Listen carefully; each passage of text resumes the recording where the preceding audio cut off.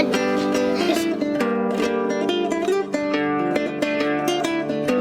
Olha lá o olho dele.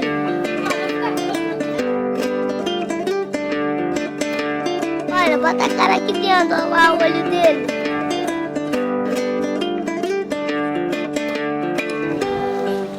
Agora tem só os meninos, gente. Tem só os meninos, não.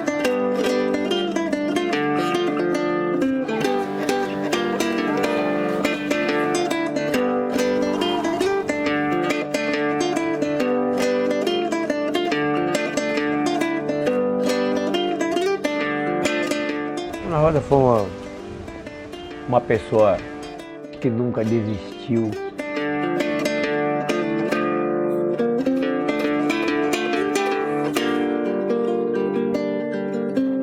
Ela foi uma autêntica guerreira.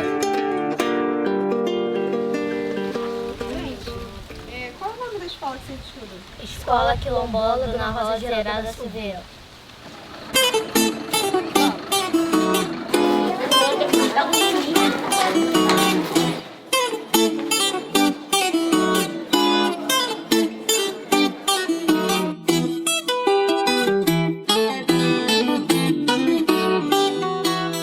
E quando eu cheguei aqui, na verdade, eu fiquei um pouco frustrada, porque eu achei que eu ia chegar aqui e ia ver um quilombo, né? Só pessoas negras, e que eu ia aprender muito com essas pessoas sobre a cultura quilombola.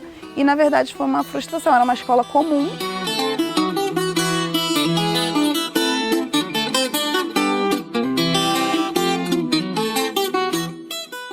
E até que, então, houve um despertar da Secretaria de Educação e nós começamos a nos aprofundar nesse assunto, a nos interessar. A gente está conseguindo, né, visualizar quais são as necessidades, desenvolver atividades junto com os alunos e a gente já percebe aí ganhos construídos. A gente ainda luta para que a especificidade, né, seja realmente efetivada. Então, por isso que a gente está lutando por um currículo próprio, né? Por isso que a gente está lutando para reformular o PPP da escola, porque a gente entende que ele não está de acordo com as especificidades, né, locais. Por enquanto, a gente tem tentado trabalhar memória, ancestralidade, né, educação antirracista, coisas que a gente, né, que o grupo compreende que são coisas importantes para trabalhar com as crianças. Uma média de, vou botar 60% dos alunos que estudam na escola quilombola não é de dentro do quilombo de São Pedro. É do quilombo de Cabo Frio, porque as mães lá não, porque lá a escola é boa e tal. Tudo bem, secretário. Primeiro vai atender a comunidade de dentro do quilombo.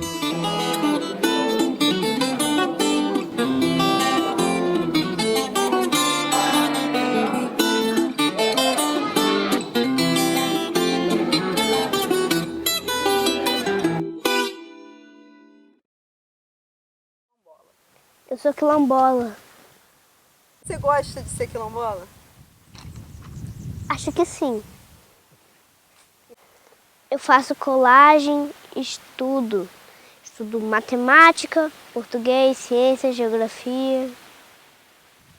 E você Mas- estuda alguma coisa sobre quilombola? Não sei, mas eu acho que não.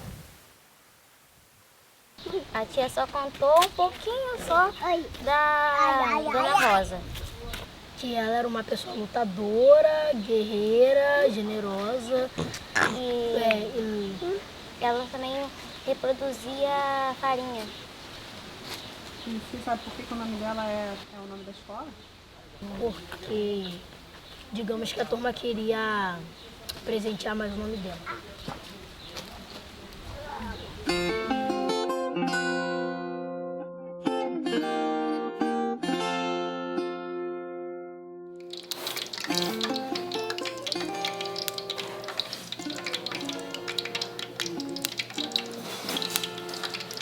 Chegasse lá em casa, não saía sem tomar café, lá na roça.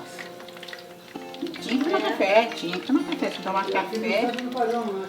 É igual sexta-feira da Paixão, todo mundo que passasse naquela rua, papai falava assim, você não fulano para fazer canjica. Se ela estivesse aqui no meu lugar, ela não tá dando esse mole que eu estou dando, não.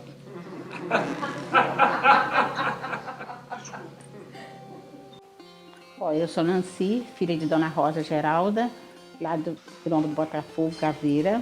Tenho 3 filhos e 6 netos. Minha mãe, ela escrevia, no tempo que nós estamos conversando aqui, ela já tinha feito uma poesia.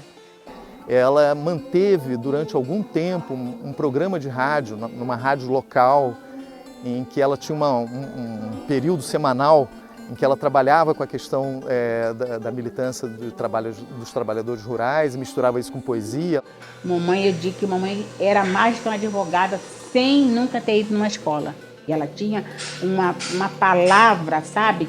Foi assim que eu comecei a fazer poesia. Eu fiz a poesia já por causa de toda a perseguição, né, que havia na luta, que havia que os camponeses não tinham sossego, as crianças não tinham sossego, era uma perseguição terrível.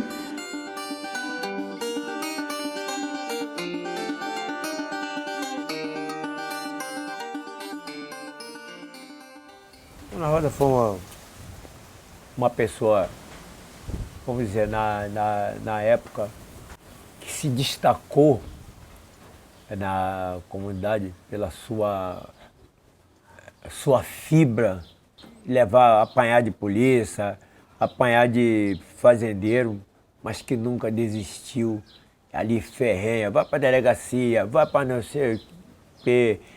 Ela foi uma autêntica guerreira.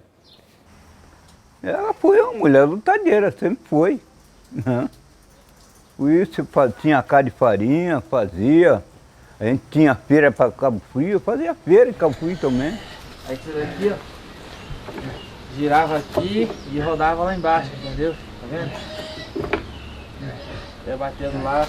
Aqui tinha tipo um ralo de dente assim, tinha que ficar com a farinha. Pra poder desmanchar ela todinha, depois ir pra prensa. A prensa era aqui, ó. Essa daqui? Isso aqui era uma prensa. Aí ficava ali, né? Era tipo botava o cavalo aqui, ou uma pessoa mesmo, e empurrando. Aí o saco ficava aqui. Aí ia espremendo para tirar a goma. A Dona Rosa vinha de uma base de 50, 60 sacos de farinha por semana. 2 balanças e 3 pessoas comendo na concha. Não tinha um freguês de 1 quilo de farinha.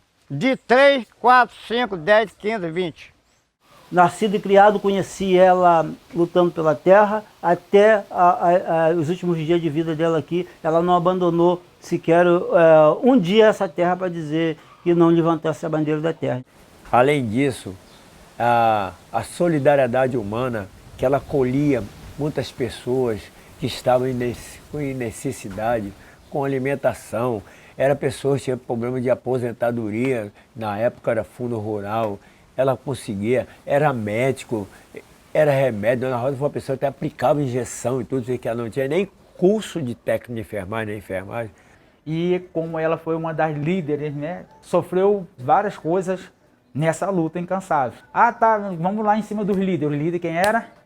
Dona Rosa. Brigou por muitos, sofreu muita ameaça também, foi muito ameaçada nessa época de 64, acho até que andou apanhando da mão dos poderosos para a defesa própria da terra. Morreu brigando ainda por aquilo lá.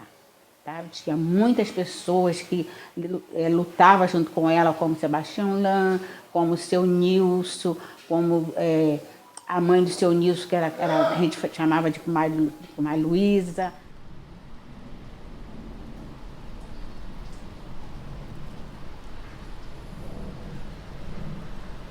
Ela puxava o carro, mas ela tinha os soldados dela cá atrás, já se partiram também, que sempre era ali. Sebastião Lan, na época, era presidente do sindicato rural de lá, e na época Sebastião Lan foi morto, muita gente sabia que eles iam matar ela também. Ela fugiu, foi pro mato, ficou no mato, depois ela adoeceu, ela ficou internada, entendeu? Por vários tempos. Depois nós ficamos na casa de uma tia que a gente tinha aqui em Cabo Frio, eu, ela e papai no mato, com as outras pessoas todas no mato, porque todo mundo tinha que fugir. Porque se eu não fugisse, ou era morto ou era preso. Ela foi a pessoa que muito brigou e reivindicou essa escola.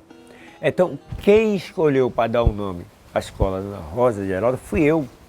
Ela preteou aqui, que aqui era do sogro dela, do lado onde eu falei. Depois ela doou lá na casa dela, que era lá em cima, perto do colégio. Não fizeram.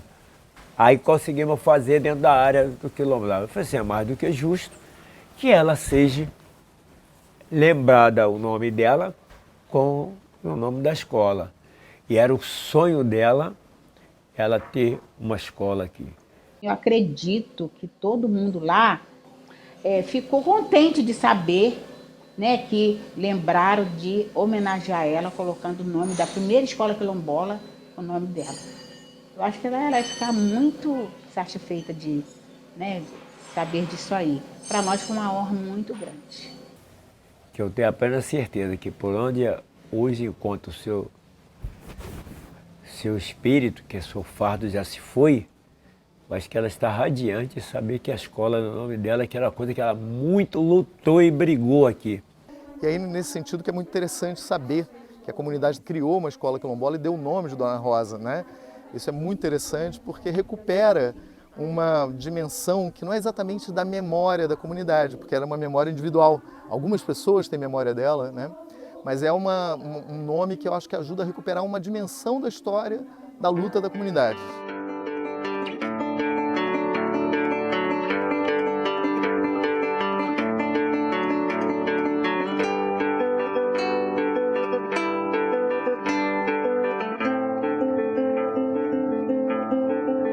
Meu nome é Wallace da Silveira Santos, tenho 42 anos e comunidade, eu sou comunidade desde que nasci aqui, né?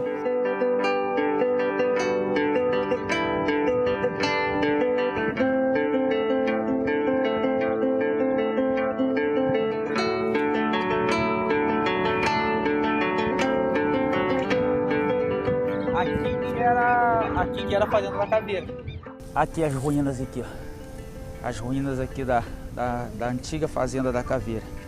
As caravelas atracavam ali na Praia Rasa, ficava um montante de escravo lá na fazenda de Campos Novos e um montante era remanejado para cá.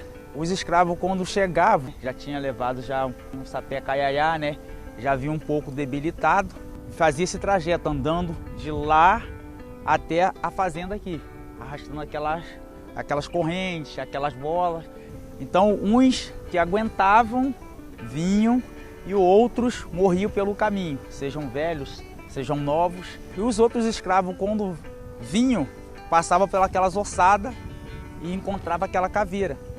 Quilombo, Botafogo, Caveira. Caveira, né, associado às carcaças, à ossada dos escravos que eram encontrados. E Botafogo porque os antigos, quando queriam fazer suas plantações, eles abriam aquelas clareiras com queimada.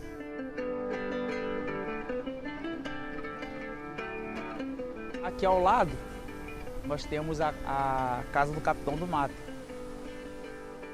Eles usavam de estratégia para poder cercar os escravos fujões, que se fugiam pela mata, se fugiam pela RJ, e assim eles faziam o cerco e conseguiam capturar.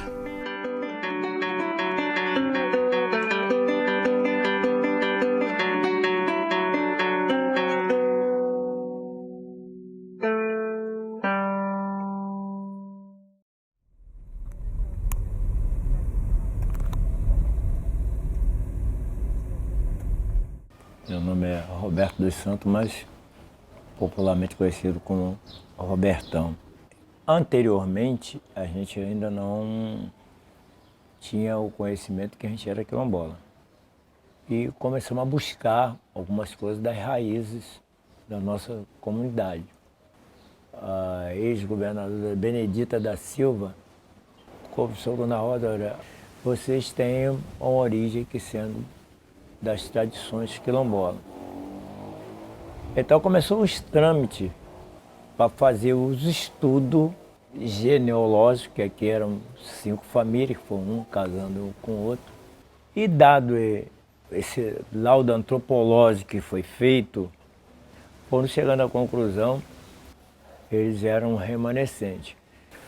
E com isso a gente fomos reconhecido em 1999, com laudo antropológico, com as árvores genealógicas das famílias que foram formadas, publicado em Diário Oficial da União, o reconhecimento como essa comunidade é a comunidade remanescente de Quilombo.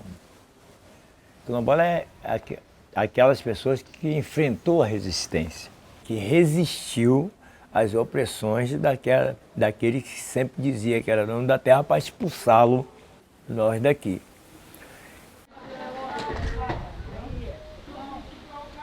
Meu nome é Afonso, 84 anos. Levei 9 dias preso lá em Niterói, lá.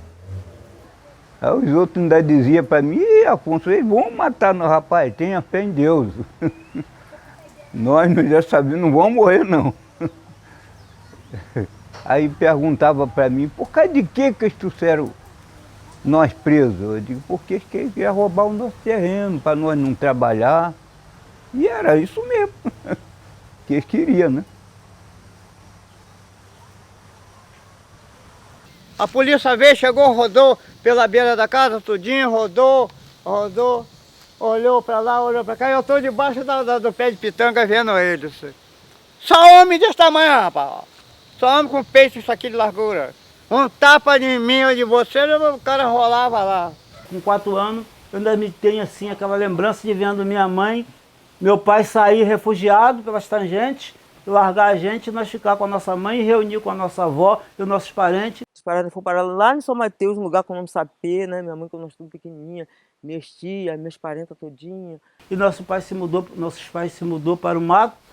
Levou dias após dias para poder voltar para casa. E dali a gente já foi crescendo afrontado com aquele medo, aquela coisa, aquela cisma. Não podia ver um barulho de avião, muito menos de carro. A gente vivia assustado. Os homens não podiam ficar de casa, né? Que dizia que a polícia ia pegar e levar, que via cachorro policial, que ia pegar. Ó, o polícia bateu em Silva com a mão aberta assim, ó. Um tapa aqui, outro pra cá. Pá, ficou com a cara desse, igual a botija de gás. Quando o fazendeiro aparecia, eu reunia todo mundo para não deixar invadir. Botasse um para fora, eu ia botar todo mundo. Então, por isso, até o apelido que botava a gente aqui, que nós aqui era índio. Porque mexia com eles, mexia com todo mundo. A revolta era essa. É. Pareceu um camarada fazendeiro de Macaé, ali para botar a Dona Rosa para fora. Você sabe o que Dona Rosa fez com ele? Botou um mês ele preso em Macaé, lá no quartel lá. A mulher era poderosa, não era? O que vem na cabeça é pensar amanhã no futuro dos meus netos, bisnetos, não é? É que eu peço a Deus. Que não venha passar o que a gente passou, né? Porque o que a gente passou não foi brincadeira. Ser preso, espancado como eu fui, pois é. Muito orgulho dele, do pai que eu tenho, que lutou. Se hoje a gente tem direito a uma terra, cada filhos e netos tem a sua casa, é porque ele e os irmãos, os amigos daquela época lutaram, como ele conta da prisão. Isso eu ouço desde os 6 anos de idade. Quando eu falei: poxa, o senhor foi preso? Então quando chegava na escola, tu falava: meu pai foi preso. Às vezes um coleguinha falava: por que seu pai roubou? Seu pai matou alguém? Não. Meu pai foi preso porque meu pai não aceitou que tirasse aquilo que era nosso. Ele defendeu um direito que era nosso. Vou preso. Até hoje, se ele tiver que ir por um direito para defender não só a causa dele, mas de todo, ele vai. Porque se eles não lutassem lá atrás, hoje o quilombo não fazia valer ter esse nome de quilombola. Um espaço que foi construído passo a passo, tijolinho a tijolinho, ou mato a mato, fogo a fogo, luta em luta, resistência em resistência, né?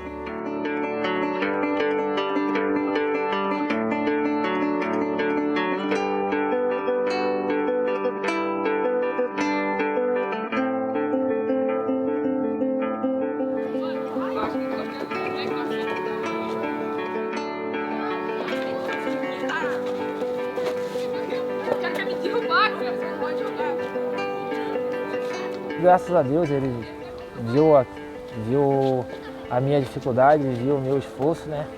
E Deus conseguiu me abençoar sendo jogador de futebol. Meu nome é William da Silveira Santos, tenho 41 anos, sou quilombola.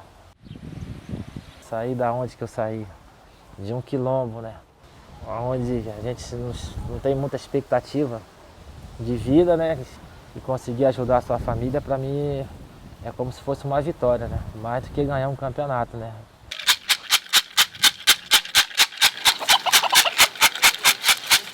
Meu nome é Inácio dos Santos, eu sou da comunidade quilombola do Caveira. A comunidade Caveira, para mim, hoje é um tudo. Hoje eu diria até que poderia estar morando em um lugar mais pavimentado na cidade, mas eu não troco lugar nenhum na cidade por esse cantinho de comunidade de Caveira. Não podia ser diferente. Bota a mão aqui, ó.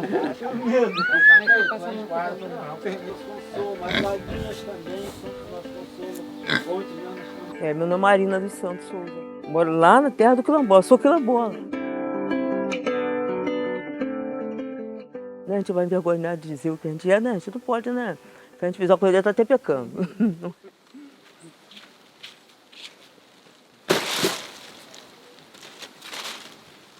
Meus pais, no tempo deles também, né, morreram aqui, né, sofreu muito por essa terra.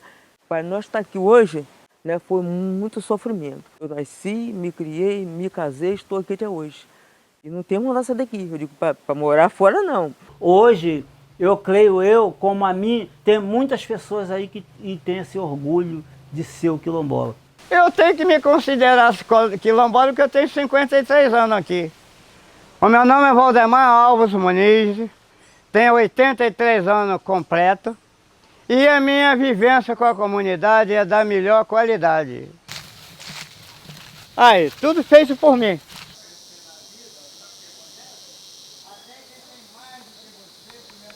Eu tenho que me considerar quilombola e dar a graça ao Papai do Céu que me deu esse presente. Eu tenho orgulho sim de ser quilombola, tenho orgulho de ser negra, tenho orgulho do meu cabelo. Antigamente, quando era menor, por que seu nariz é assim? É o meu traço, hoje em dia é o meu traço, é minha característica. Então eu sou quilombola sim, e é muito bacana a gente ter a escola quilombola aqui. Uma coisa que faz a gente lembrar e valorizar. Que coisa é essa?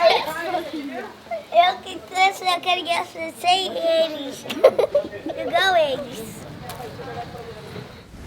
Mas dá ainda vamos botar assim, uma certa discrepância de alguns que não querem se reconhecer como quilombola. Isso aí, o gosto é seu, não é meu. Você escolhe aquilo que você quer. Chegou o benefício, todo mundo é quilombola, mas se a gente for pegar para fazer uma reunião com os pessoal quilombola, para juntar tipo 100, 200 pessoas, para fazer uma manifestação em prol da lei quilombola, se a gente conseguir 10 pessoas, é muito. Não, você é quilombo, eu não sei porque eu posso até ser descendente, porque os meus avós falavam muito da escravidão, que era escravo, só falava, mas eu nessa parte aí não... Por mais que a gente já tenha passado mais de 100 anos de ocupação do território, ainda hoje não temos um título, não temos um documento formal que nos dê a posse, a titularidade da terra. E muitos dos meus tios, meus avós já morreram sem ter essa certeza de que um dia a terra seria deles. Mas não é somente a garantia do título à sua terra, é a garantia também de o acesso a uma agenda de políticas públicas como renda, educação e saúde. Não só eu, como as demais comunidades quilombolas, nós vemos um horizonte com um pouco de descaso com a gente. Saneamento, não temos. Meio de transporte, precário. Com muita luta, tem um posto de saúde, mas nós ainda estamos muito longe de ter a verdadeira saúde da comunidade quilombola. Nós somos gente, nós somos seres humanos que precisamos sim de ter o respeito para que nós possamos viver condizente com os outros cidadãos.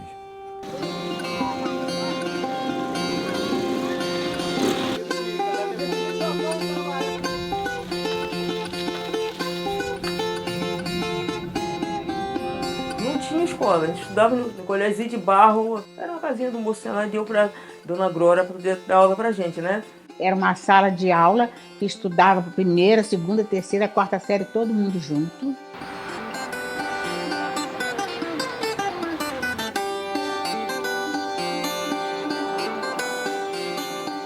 Tinha 15 anos quando eu comecei a dar aula.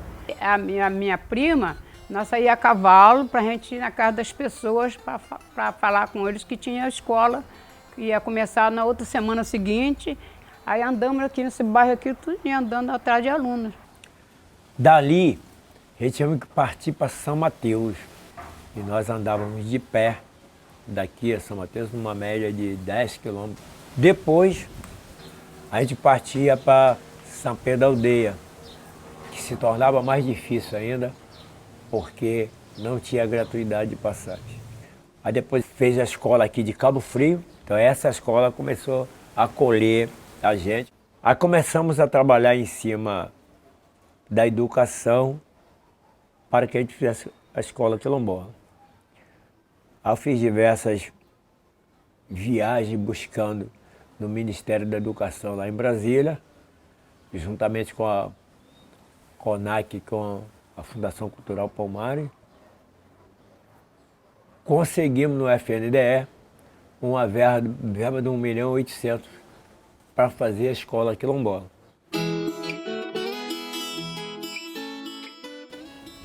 Eu comecei a buscar a educação quilombola, que ela é diferenciada. A educação escolar quilombola, ela visa um currículo nos quais os saberes e fazeres dos estudantes e da comunidade sejam representados. Veja bem, não é uma questão de substituir o saber escolar, tradicionalmente falando, o saber do livro didático, por um outro saber. Mas um currículo diferenciado, ele está justamente no campo de tensionamento e de luta por representatividade, né? Que esse currículo da comunidade conste na mesma simetria e importância do que outros saberes construídos em outros contextos que não quilombolas. Nós temos que trabalhar em cima da Lei 10.639, que é a lei que fala das diretrizes curriculares quilombolas. Para trabalhar na escola quilombola, os professores têm que ser da comunidade quilombola, merendeira e assim sucessivamente. Ele traz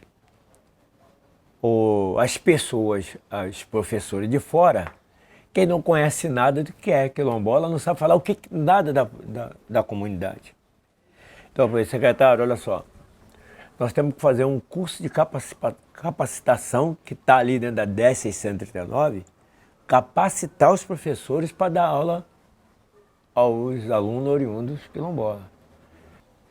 Porque hoje eu chego lá dentro da escola quilombola, eu só tenho uma professora que é a minha prima, que trabalha há 25 anos, que é quilombola.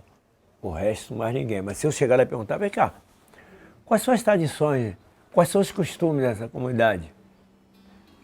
Quem não sabe. São experiências com erros e acertos, né? São experiências aí em sintonia com toda a legislação existente. São experiências que não são lineares, ou seja, são processos de retrocesso, de avanço, mas que nos ajudam a pensar na importância, né, do direito a uma educação diferenciada e dessa escola dialogar com esse conhecimento que é local, né, com esse conhecimento que é situado, que é o conhecimento da própria comunidade onde essas escolas estão inseridas.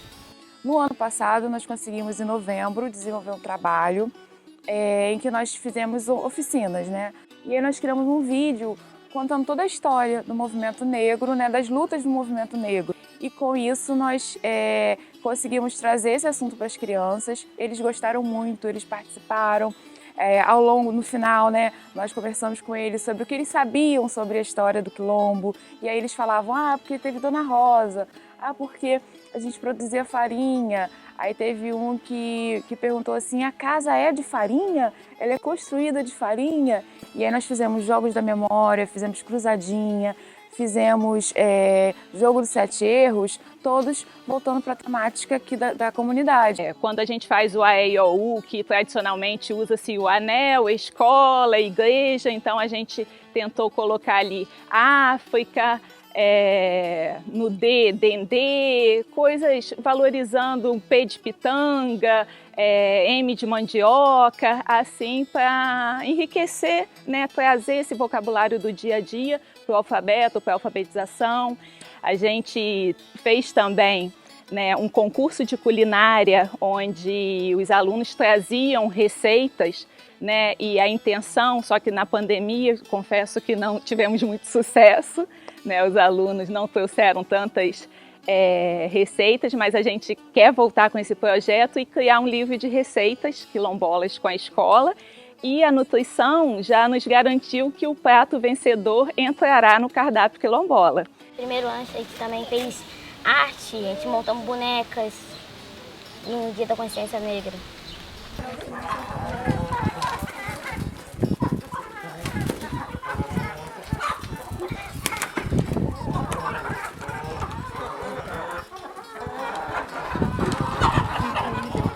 A tia sempre falou que a gente vai ter que valorizar o Dia da Consciência Negra. Sempre falou isso.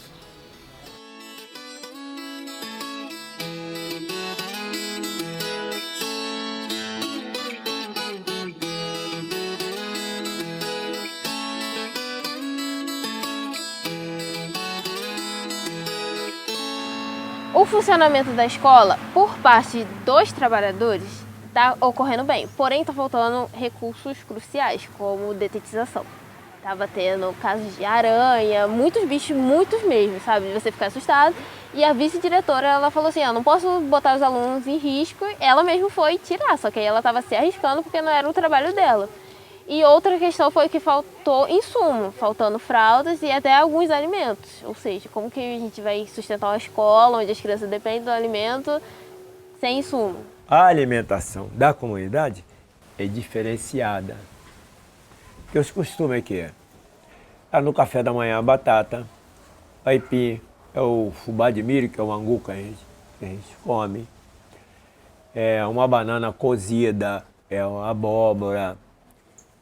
Só que eu venho observando que eles não estão seguindo a risca do que tem que ser cumprido. Então eu estou desqualificando o nosso gênero alimentício para a alimentação do Colégio Quilombola. É maravilhoso trabalhar aqui. A equipe é ótima, as crianças são ótimas. Trabalhar com crianças assim do interior é muito bom, porque as crianças são muito educadas, né? Respeitam a gente muito bem e tudo. E o problema são as dificuldades, né? Que a gente passa aqui no dia a dia para poder trabalhar. A gente não tem merendeiro suficiente, somos só 2 na parte da manhã, a parte da tarde não tem ninguém. Muitas vezes a gente encontra louça suja ainda, porque não tem pessoas para trabalhar aqui, porque o acesso é muito difícil, né? E eu vou falar uma coisa, porque eu estou muito chateada em relação à questão da merenda, porque a gente está há mais de um mês.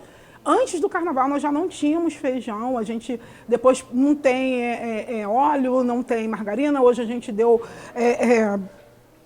suco sem açúcar e pão sem margarina para as crianças, né? E as crianças daqui são crianças carentes. E aí você chega e não tem feijão. E o feijão é uma comida muito característica. As outras coisas a gente vai dando um jeito, não tem óleo, a gente está fazendo com azeite, a gente vai dando um jeito. Quando estava com leite, porque também não tem leite mais, quando estava com leite a gente estava dando leite, a gente vai tentando fazer o que dá para fazer. Só que sem um feijão de cada dia, para o povo brasileiro já é difícil. Você imagina para uma criança que está acostumada a comer muitas vezes feijão com arroz puro, né? Aí ela não tem. Aí quando ela quer repetir, ela nem quer repetir carne. Ela pede arroz e feijão, não tem. Só tem arroz. Aí a gente dá arroz puro. Isso daí é muito ruim. Todos os ofícios que a gente podia fazer, a gente já fez, já fomos até a secretaria e estamos esperando agora, só que o processo de liberação de verba é trabalhoso, demora mais, e acredito que em torno de um mês até consiga resolver, porque é uma situação urgente, né? Hoje em dia a gente faz um trabalho quilombola com essas crianças de reconhecimento, porque são crianças que ainda não se reconhecem enquanto quilombolas, não se reconhecem enquanto crianças negras, então apresentam muito essa dificuldade. Eu sei porque eu peguei algumas documentações e eu olhei crianças que são negras, o pai e a mãe acabam dizendo que são crianças brancas. Então você trabalhar um conceito de negro e conceito de branco para crianças que já vêm do seio familiar, onde a família diz que ela é uma criança branca e visivelmente você vê que é uma criança negra, você desconstruir essa informação, ela é muito mais difícil. Se você mostrar para ela que ela é negra, que ela tem o seu espaço na sociedade, que ela tem que se aceitar assim, que ela tem o seu lugar, que ela tem o seu trabalho, que não é diferente de uma pessoa branca. O direito dela é igual de uma pessoa branca. Ela não tem, porque eu sou negra, eu tenho mais dificuldades. Tem sim por conta, né, de coisas passadas, né, de situações que a gente viveu no passado. Porém, a gente sabe que o trabalho ele é contínuo. Então, a criança ela só vai aprender da forma correta ou ela só vai internalizar da forma correta no trabalho do dia a dia. Eu estudar, eu crescer, eu vou ser o quê? Eu vou ser cozinheira, trabalhar uma comida muito boa. E eu vou vocês. E eu vou ser bailarina. Isso aí. Agora, racismo é, tipo, você é branco, eu sou negro. Você fica falando assim, ele é branco, tal sua coisa. Sua cor é feia, sua cor... Seu cabelo é feio. Isso chega a ser racismo. Que a gente não deve fazer isso com outras pessoas se a gente não quer que faça com a gente. Eu tive um sério problema na escola, que na inauguração da escola, nós trouxemos um grupo de jongo. Ao chegar na escola, houve a apresentação, teve pai de aluno que disse, Robertão trouxe a macumba para a escola. Isso aí não é macumba, isso é cultura. Desassociar a capoeira do povo negro é totalmente fora de contexto. As crianças adoram a capoeira.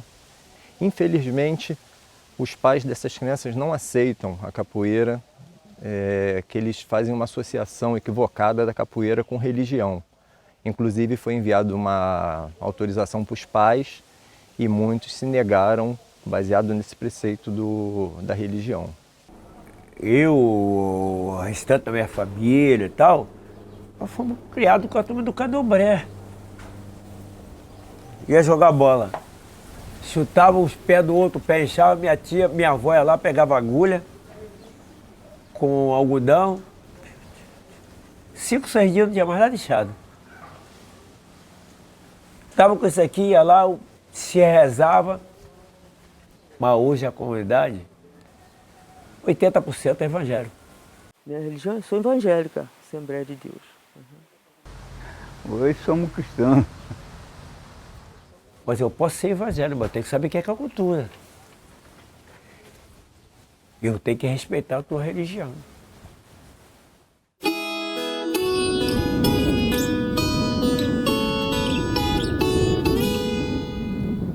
A escola quilombola está dentro de um território quilombola, né?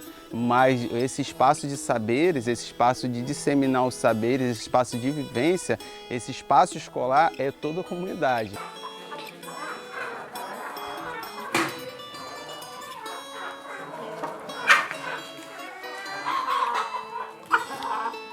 O nosso grande desafio hoje é esse, conseguir que a escola seja a cara da comunidade, porque eu acho que ainda não ficou claro, nem para a comunidade, nem para as pessoas que trabalham na escola, qual é a cara dessa comunidade. A gente precisa que a associação seja o veículo até a comunidade.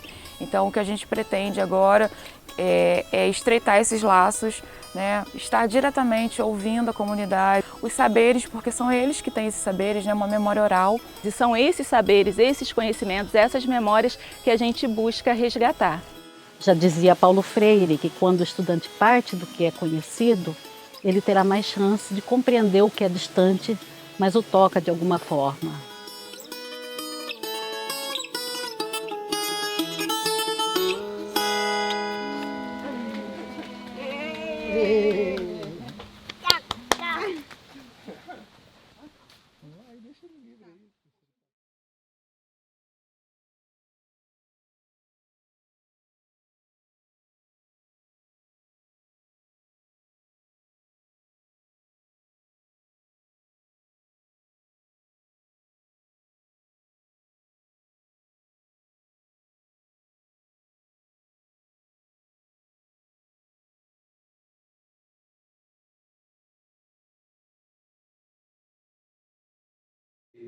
Terra de Quilombo, titulação já. Terra de Quilombo, titulação já. Terra de Quilombo, titulação já.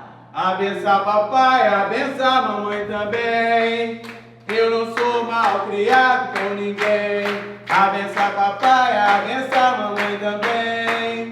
Eu não sou mal criado com ninguém. Com ninguém.